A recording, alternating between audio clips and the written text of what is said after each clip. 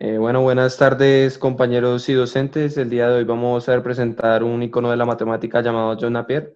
Nuestro grupo está conformado por Anmar Cerquera, Lina Marcela Díaz, Miguel Darío Yara, Daniel Prieto, Juan David Osorio y quien les habla, Santiago Aguilar Posada. Bueno, antes que nada vamos a dar un pequeño énfasis en la biografía. Como sabemos, John Napier nació en Edimburgo el 1 de febrero de 1550, hijo de Archibald Napier, un rico, como lo decían en esa época, un noble, y su madre era hermana de uno de los duques más importantes de Escocia, por lo cual era un matrimonio bastante adinerado y pues se consolidaba de manera que John Napier tenía todas las comodidades. Bueno, a medida de que él iba creciendo, fue educado en su casa hasta los 13 años por sus padres y por los sirvientes que ellos tenían en casa.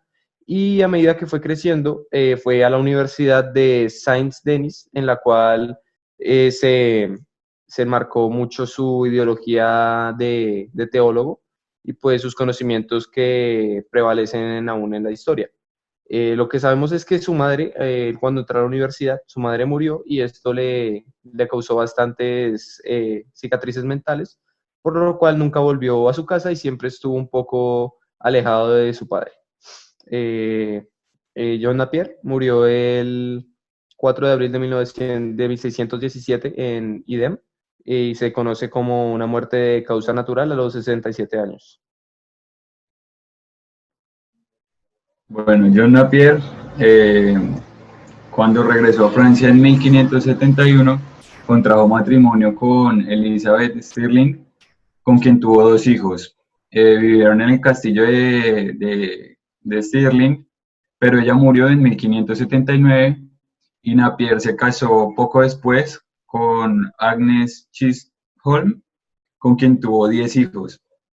Eh, Uno de los aportes a la teología, ya que él se caracterizó bastante por sus ideas religiosas y por defender su apasionado protestantismo, fue que John Napier estuvo interesado en el Apocalipsis y publicó un libro basado en ello. También muestra gran afición al Papa y muchas investigaciones al Anticristo. Y en el campo de las invenciones, él inventó el ábaco de operaciones simples, que se conoce como el ábaco de Napier o el ábaco de huesos de Napier. También en la agricultura investigó el uso de sales para fertilizar el suelo y crear una especie de insecticida que también fue muy efectivo. Construyó un tornillo hidráulico con las ideas bases de Arquímedes, pero innovando algunas cosas. Y, y las áreas donde más se caracterizó fueron esas: matemáticas, teología, astronomía, física. Y, y ahora continuamos con sus aportes en matemáticas. Bueno, les vamos a hablar principalmente de cuatro aportes. El primero fue que introdujo el concepto de los logaritmos naturales. Los logaritmos naturales son aquellos que tienen como base el número e. Napier, a principios del siglo XVII, elaboró un procedimiento que facilitó los complicados ejercicios que se planteaban en astronomía para solucionar problemas de trigonometría. En la actualidad es normal determinar los valores de los logaritmos en calculadoras. Sin embargo, hace algunos años era necesario utilizar tablas de logaritmos perfeccionadas según las propiedades de estos, calculándose por medio del cambio de base. El segundo fue el teorema fundamental de la propia teoría.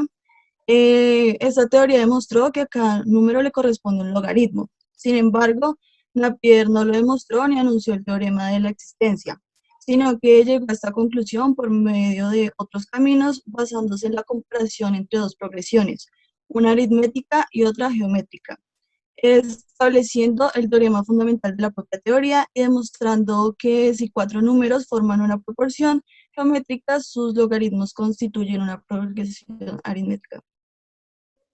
Bueno, el abaco naperiano, este abaco que aportó John Napier, permite realizar de una forma rápida operaciones matemáticas como la multiplicación, división y raíz cuadrada. y también en simples operaciones como la suma y resta. El teorema y analogía de Napier, bueno, el teorema esto afirma que todo triángulo oblicuo es la suma de los dos lados, que a su diferencia es la tangente de la semisuma de todos los ángulos opuestos a la tangente de la semidiferencia de los mismos. Esto se refiere a las relaciones entre los elementos de los triángulos planos. Y el aporte de la analogía afirma que las expresiones exponenciales de las funciones trigonométricas y la introducción del punto decimal permite para la notificación de fracciones entre los triángulos esféricos.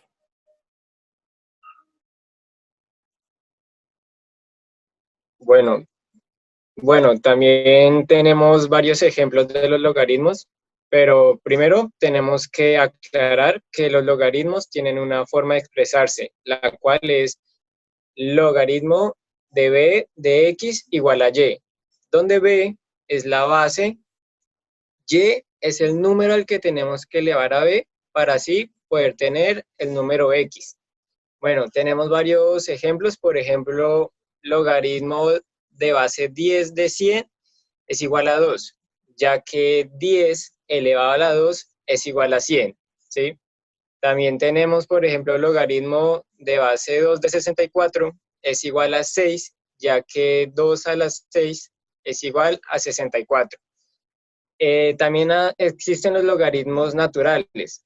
Lo que diferencia de los logaritmos naturales es su base, la cual no va a ser un número natural, sino va a ser el número e. Cabe aclarar que este número e equivale a 2,718. Ya.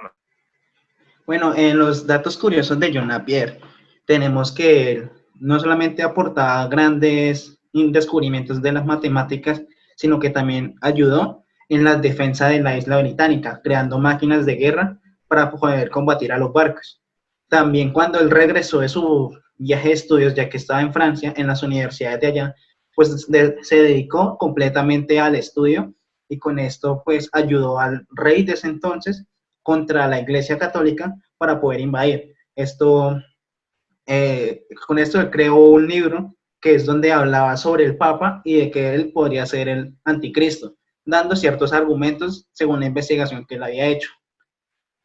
También logró intervenir en varias situaciones religiosas, ya que él, por así decirlo, no apoyaba el catolicismo, sino que tenía una idea totalmente diferente hacia él.